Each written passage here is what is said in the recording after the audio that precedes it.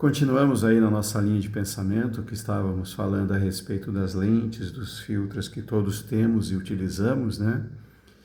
E aí vem uma outra dimensão deste pensamento, que é assim,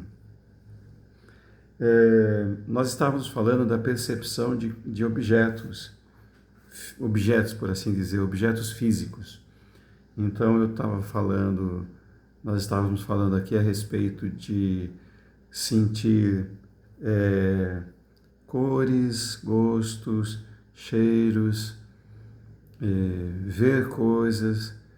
Tem pessoas que enxergam coisas de forma diferente do que eu enxergo, fisicamente falando. E também ouvem de forma diferente. Por exemplo, eu fiquei impressionado há alguns anos quando um maestro novo estava assumindo a Orquestra Filarmônica do Estado de São Paulo, acho que era isso. E o repórter do jornal que estava conversando com ele o levou à feira. E ali ele tem ouvido absoluto, ou seja, ele percebe as notas musicais em ruídos comuns. Eu acho que esse é o entendimento. Se eu estiver enganado, me perdoe. Ele percebe as notas musicais presentes em ruídos do dia a dia, em qualquer situação, porque o ouvido dele está treinado suficientemente, tem esta configuração de entender esses sons de forma bem definidas. Então, assim, ele é capaz de identificar na minha voz qual é o tom de voz, quais são as notas musicais com as quais eu falo. É possível ele perceber isso também, ou uma pessoa com esta capacidade, observar naquele som em particular que nota está aparecendo ali.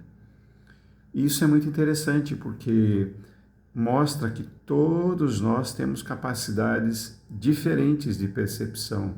E essas capacidades de percepção diferentes dão o colorido deste mundo. O colorido, melhor dizendo, desta experiência que todos vivemos.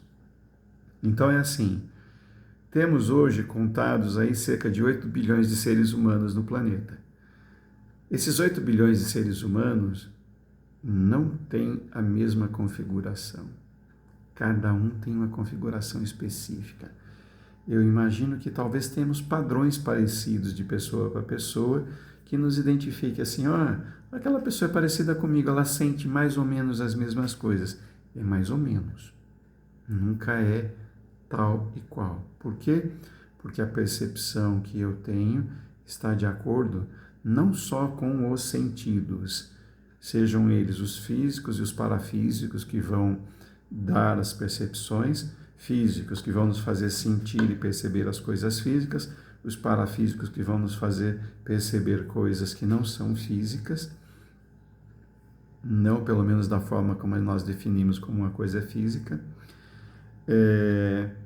E a interpretação desta pessoa não está centrada só nisso, mas também em todo o rol de experiências, de sensações, de ideias que ela traz na mente dela, desde o nascimento e após o nascimento, na convivência com inúmeras pessoas.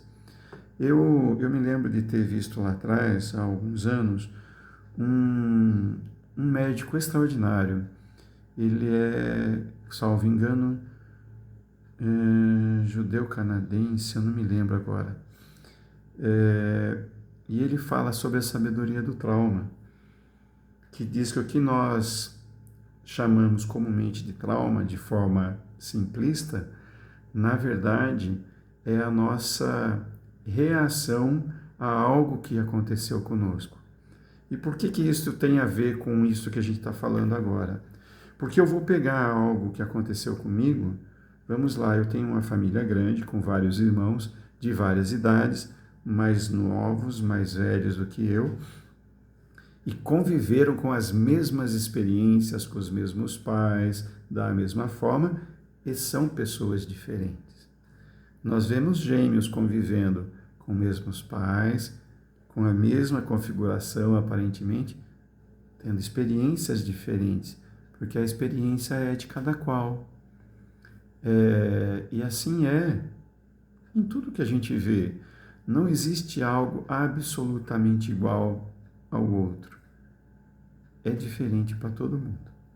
E essa percepção faz com que cada um tenha uma visão particular do mundo. Pode ser parecida com a do outro, mas vai ser diferente. Mesmo que seja ligeiramente diferente, vai ser diferente, o que vai fazer todo sentido internamente para que a compreensão da pessoa na sua vida, nas suas questões, sejam de acordo com aquilo que ela está vivenciando internamente. Daí vem aquela pergunta, né? O mundo lá fora, é real? Real como? Ele é da forma como ele se apresenta? Regra geral, sim. Por quê? Porque ele vai ter, vamos lá, deixa eu pegar um objeto aqui. Um pente. Um pente vai ser um pente. Eu vou olhar, você vai olhar, outra pessoa vai olhar e vai dizer, é um pente. Mas a forma como nós percebemos, ela pode ser bem diferente. Que, por exemplo, para mim, ele pode não ter problema nenhum quando eu passo ele no meu cabelo.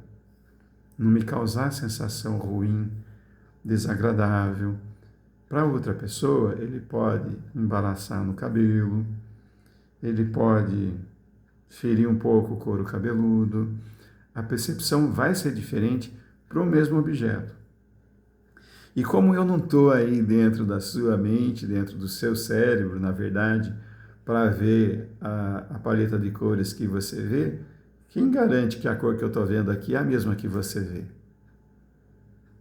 Não dá para a gente saber. Então é assim, a interpretação do mundo, desta realidade, ela também é muito particular. Ela tem, ao que nos parece, um ponto geral, que é assim, os objetos que nós normalmente conhecemos, como, por exemplo, esta mesa onde está apoiado o equipamento no qual eu estou gravando, um sofá onde alguém senta, uma cadeira, uma vassoura, qualquer desses objetos que são comuns, eles serão conhecidos como tais, mesmo que a percepção para cada um deles seja ligeiramente diferente. E aí vem algo bem estranho, que normalmente nós não pensamos, nós não sabemos. Por exemplo, o que é isso aqui? É fácil de você perguntar, o que é isso? Daí eu vou olhar assim e falar, bom, é um objeto que para mim parece rosa brilhante. Mas o que é esse objeto? Para que ele serve? Aí eu olho do outro lado e falo, bom, é uma caixa de som, pequenininha, mas é uma caixa de som, que vai reproduzir o som numa amplitude maior do que um celular, do que um computador, do que um outro equipamento. Só que isso ainda é algo comum. Agora, nós temos aí uma inferência. Eu conheço aquilo que de alguma forma eu já vi. Eu consigo, melhor dizendo, eu consigo identificar algo que de alguma forma eu já vi. Algo que não me é possível, não me foi possível até agora eu vivenciar, eu conhecer, eu entender, eu não vou dizer, não vou conseguir saber. Por exemplo, eu tenho alguns amigos, assim como eu, gosto desse tipo de assunto que eu vou falar e penso a respeito disso, que dizem assim, esse universo é gigantesco. A parcela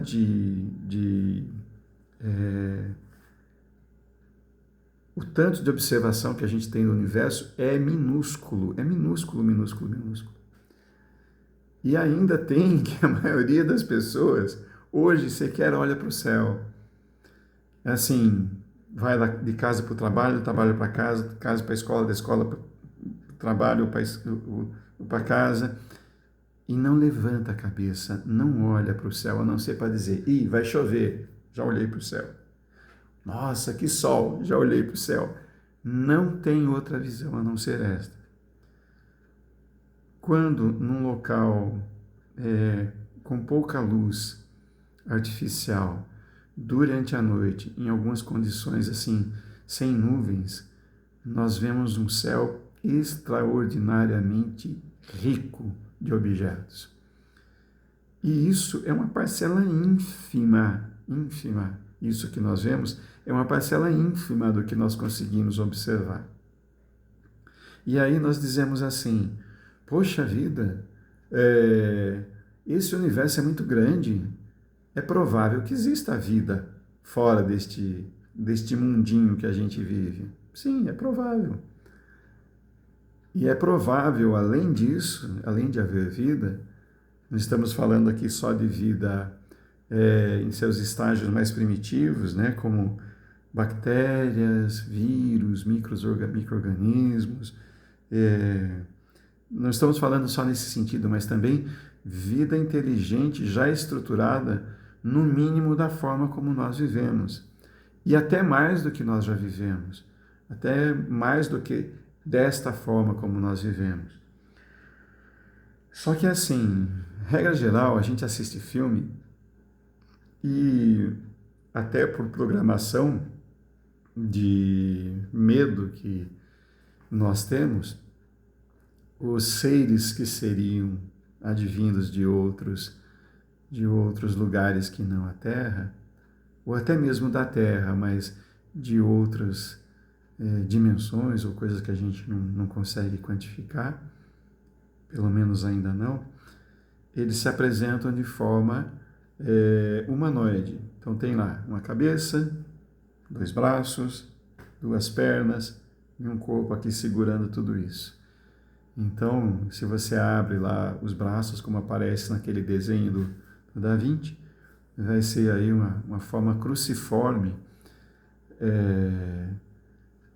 tá em forma de cruz, mostrando que a nossa percepção do que seja um ser vivo, inteligente, ela vai se basear naquilo que nós temos como seres inteligentes quando eu olho no espelho.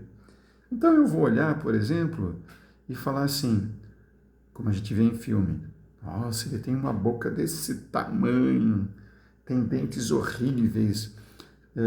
Estou pensando numa figura bem assustadora, que é aquela do Predador, né? Daqueles filmes do Predador, que é assim uma boca enorme, aqueles dreads estranhos na cabeça, aquele olho rasgado, e aquela compleição física assim extremamente robusta, extremamente forte, que é capaz de destruir um humano assim rapidamente, né?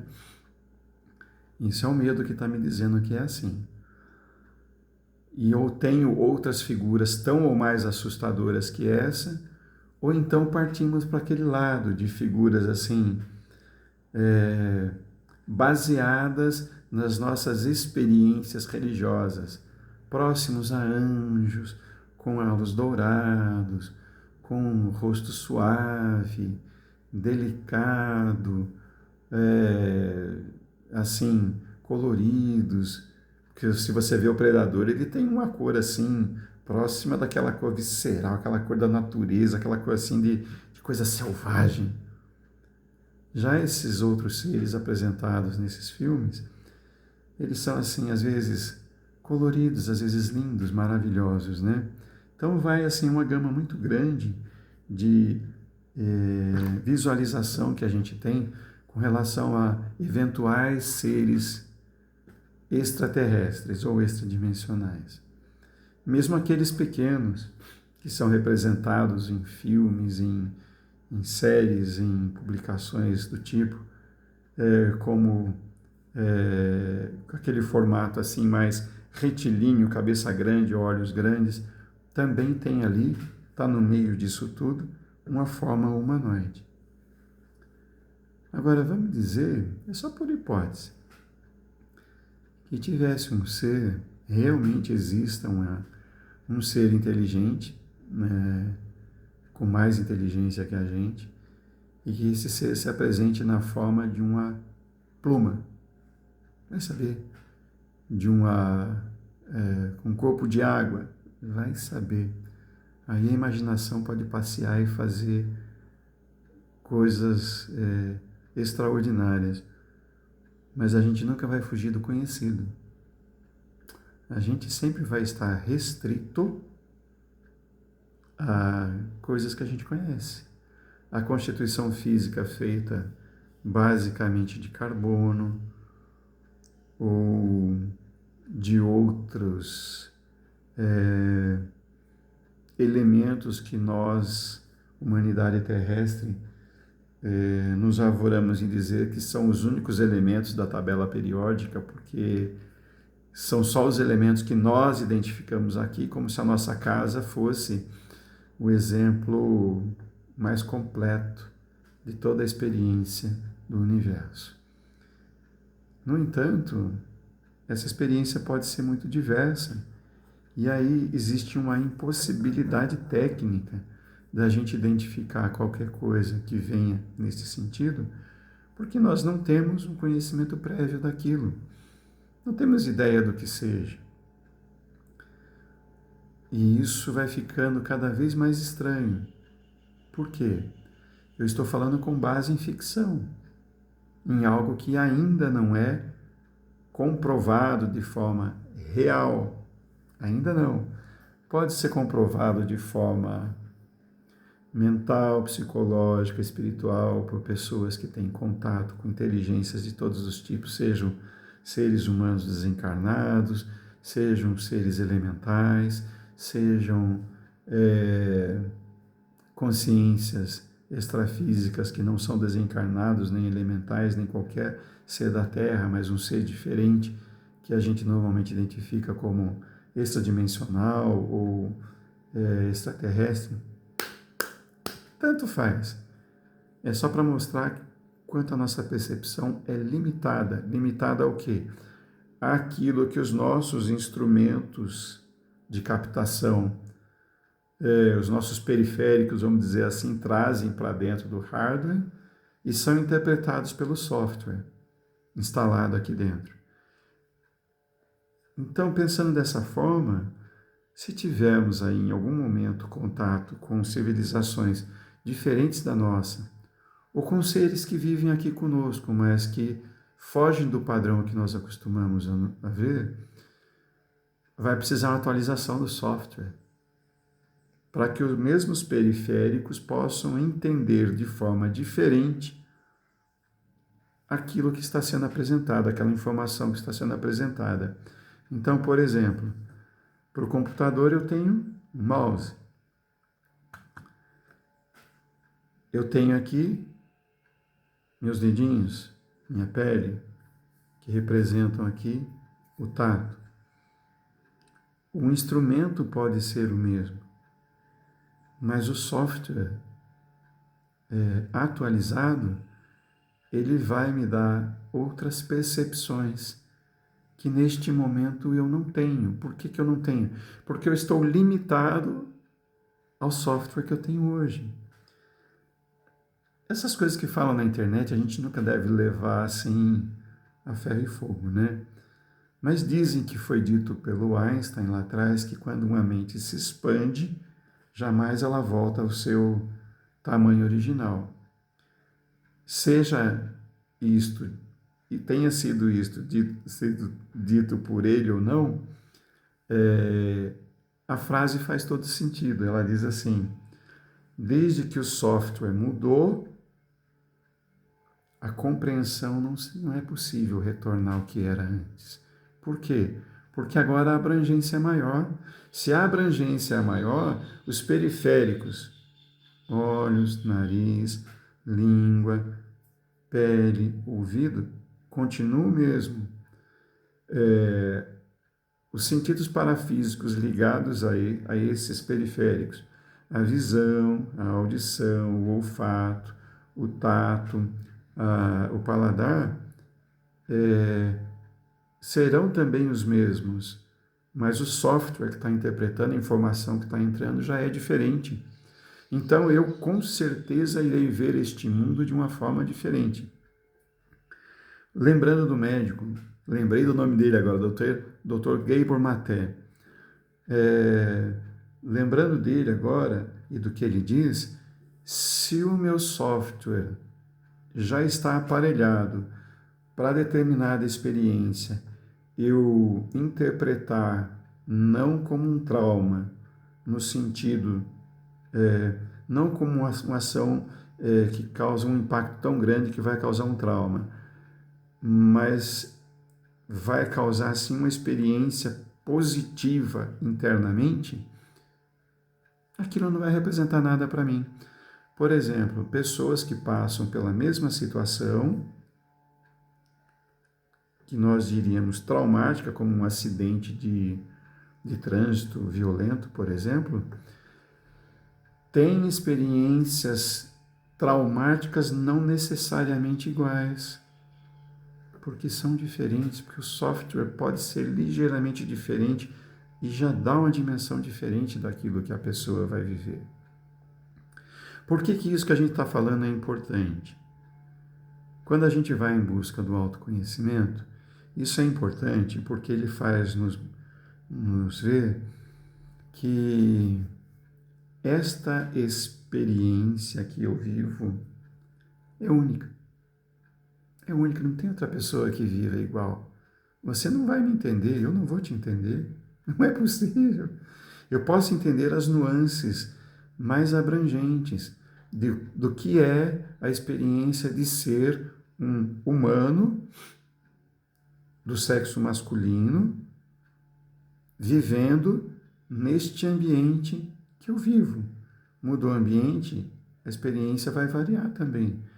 Isso eu posso entender, mas as percepções internas de cada coisa que está acontecendo aqui, elas são extremamente variadas. Por isso alguém falou há pouco tempo, eu não lembro quem, que é assim, temos 8 bilhões, pelo menos, né, falando dos humanos, pelo menos 8 bilhões de verdades existindo neste planeta.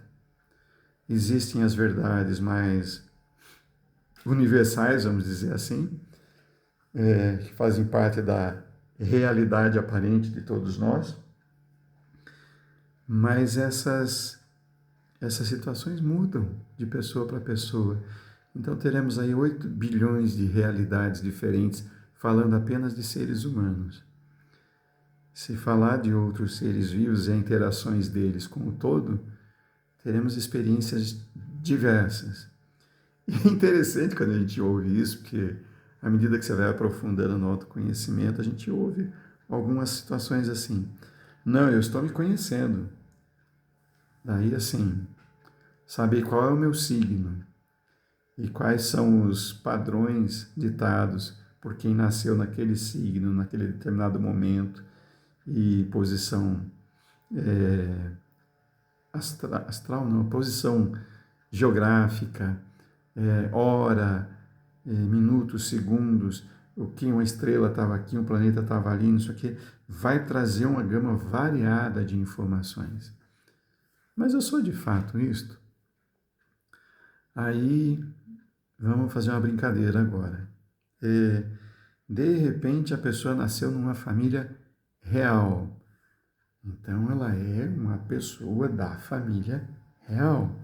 Ela tem sangue real. Ela é uma pessoa diferente das outras, porque ela tem sangue real.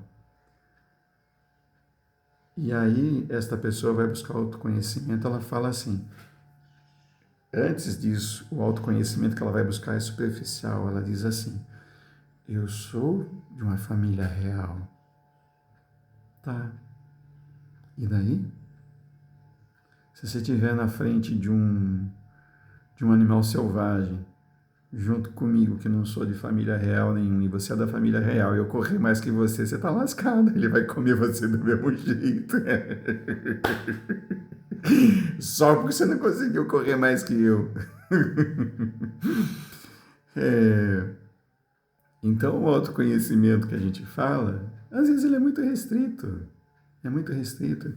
Ele se baseia em coisas pontuais que não ampliam o nosso universo de conhecimento de fato. aí o software não muda, aí as impressões, as experiências continuarão sendo as mesmas.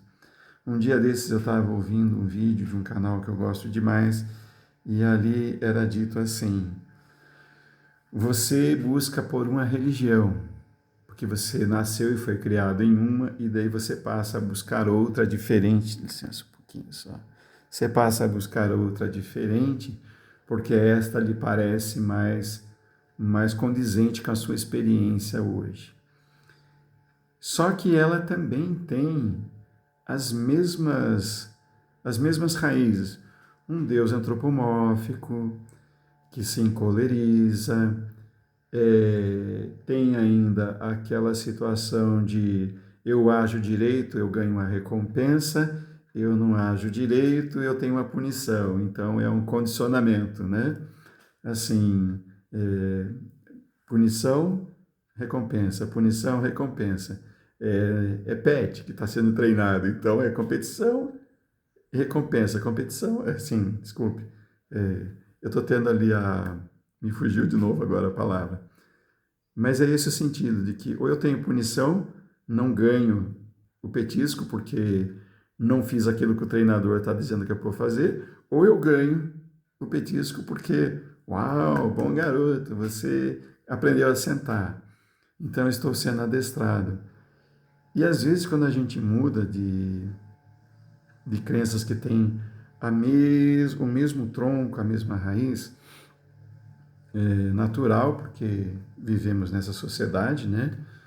E algumas dessas crenças parecem mais libertadoras.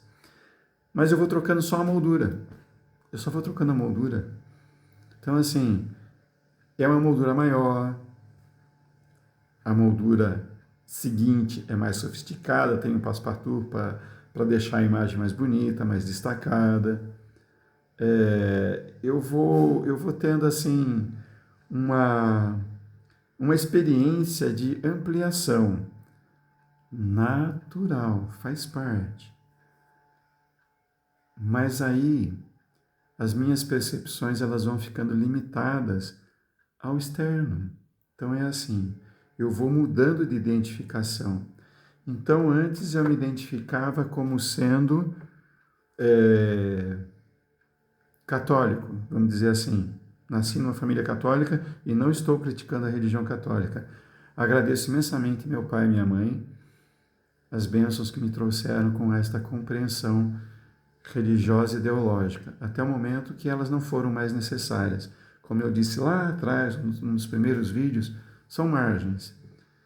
Extrapolei essas margens, mas elas foram importantes durante um determinado momento da vida. Quando eu extrapolei, fui para outra crença, com o mesmo tronco, com a mesma raiz, na verdade, só que um pouco mais abrangente, e assim sucessivamente, até a compreensão de que, peraí, até hoje eu estou usando gaiola, para ser um pouco mais direto. Falando de moldura fica mais bonitinho, mas vamos lá. Eu estou usando gaiola.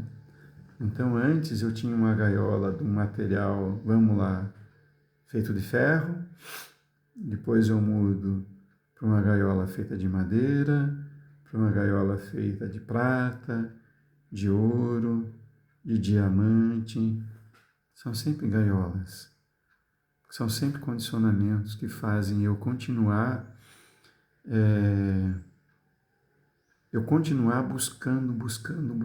buscando de forma interminável algo que finalmente satisfaça essa ânsia interna de preencher esse vazio que se apresenta naqueles momentos em que eu fico quieto. Por quê?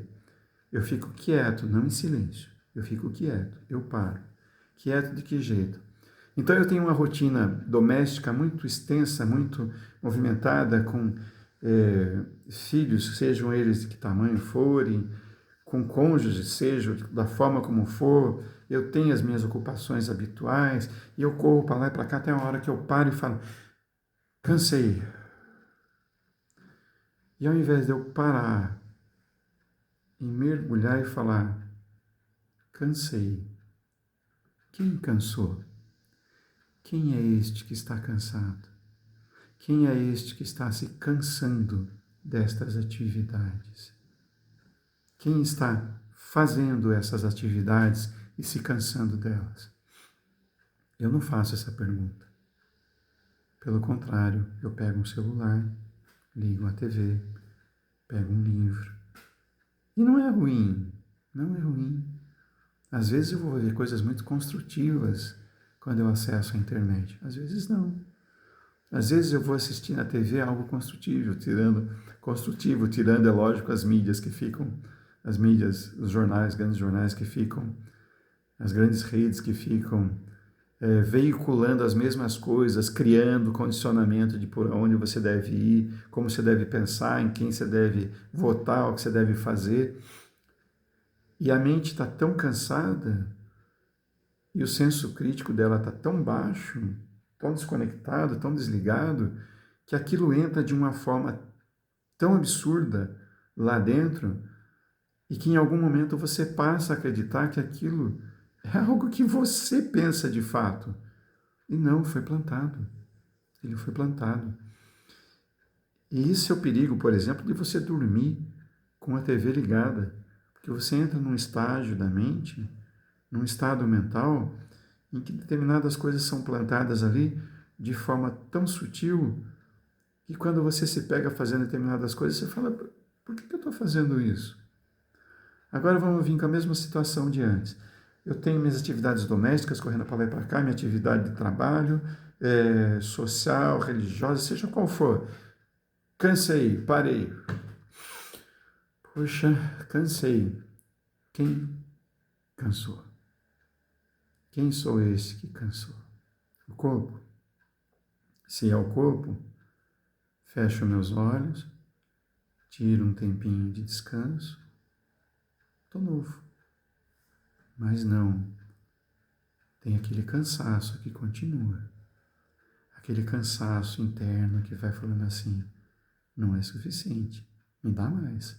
Não é suficiente, me dá mais, me dá mais, me dá mais. Preciso de autoconhecimento. Vou fazer um estudo astrológico para saber que posição que eu estou, para onde que eu vou fazer. Ok. Instrumento de autoconhecimento. Instrumento de direcionamento. Para onde eu vou levar este personagem? Para onde eu, internamente, vou levar este ser que está conhecendo essa experiência através do software, através do hardware, através dos periféricos. Para onde eu vou levar este ser? É interessante. Isso faz com que a gente perceba que, assim, um horóscopo é uma ferramenta. Ele não é a verdade absoluta. Uma ferramenta como o Eneagrama, que é extraordinária, é uma ferramenta. Uma ferramenta como radiestesia terapêutica, que nos leva a conhecer mais da gente mesmo, das nossas limitações, do que eu posso fazer, é ferramenta. A apometria, uma prática extraordinária ligada ao espiritismo, né? Não validada, vamos dizer assim, 100% pelo espiritismo clássico, mas assim, ela é uma ferramenta extraordinária que nos leva a compreender uma série de coisas e a visualizar uma série de coisas que estão aqui nesse sistema causando problemas, também é ferramenta de autoconhecimento. E quaisquer outras. Escolas iniciáticas, filosóficas, qualquer uma dessas é ferramenta de autoconhecimento, em graus variados. Algumas um pouco mais limitadas, outras mais expansivas, mais abrangentes, né? Nós vamos conseguindo entender quem sou eu, o que eu estou fazendo. Mas nada, melhor dizendo, nenhuma dessas ferramentas substitui a experiência direta. Vamos falar de algo que é muito comum. Sabe quando aconteceu comigo hoje de manhã? Eu estava ali, estava eu e minha esposa tomando café, eu sentado ali, de repente eu parei assim, eu estava, como dizia meu pai, cismando. Tá quieto. Não tinha pensamento nenhum transitando na mente. Não tinha nenhum estímulo interno e ou externo, causando variação no campo mental. Quieto. Cismando, na verdade, para mim sempre teve esse sentido de não estar conectado a nada, a não ser lá dentro. Sem pensamento, sem julgamento, sem, nossa, eu sou coitado, nossa, eu sou bravo, nossa, eu sou genioso, eu sou isso, eu sou aquilo. Não. Basicamente interno, silêncio. E é um momento extraordinário. Daqui a pouco nós vamos falar, mais para frente um pouco, dos estados de consciência. E nós vamos voltar a este assunto. Esse estado de consciência mais conectado, eu ouvi esses dias alguém definindo assim, que a presença, aliás, que os pensamentos aparecem quando a presença está ausente. Quando eu não estou presente, minha atenção não está voltada para este sistema interno, para esse sistema que conduz, na verdade, para a inteligência que conduz esse sistema todo de software, hardware, periféricos e mais todas as intercambiações que esse sistema tem. Quando esta percepção de presença está ausente, os pensamentos surgem e vão ficando cada vez mais acelerados, mais malucos, ao ponto de eu não conseguir mais sentir esta presença. Aí, põe a mãozinha na barriga, a outra no peito.